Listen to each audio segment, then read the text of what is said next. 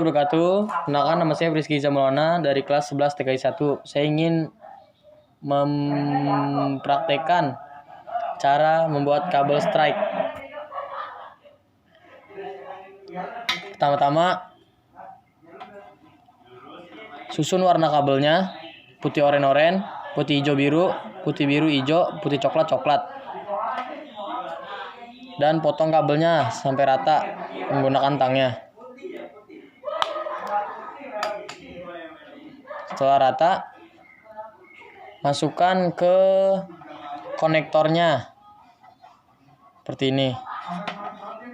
Masukkan hingga mentok, sampai mentok. Kalau udah mentok, gunakan tangnya lagi. Tekan sampai bunyi. Nah, bunyi. Satunya lagi sama, kabelnya strike juga. Susunannya sama, putih oren-oren, putih hijau biru, putih biru hijau, putih coklat coklat. Jika kabelnya sudah rata, tidak usah dipotong lagi, tinggal masukkan ke konektornya. Masukkan seperti ini. Masukkan dan gunakan tangnya lagi sampai bunyi.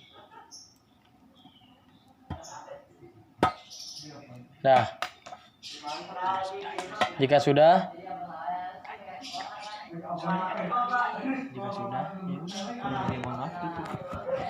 ya selesai.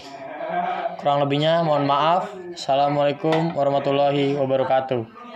Waalaikumsalam.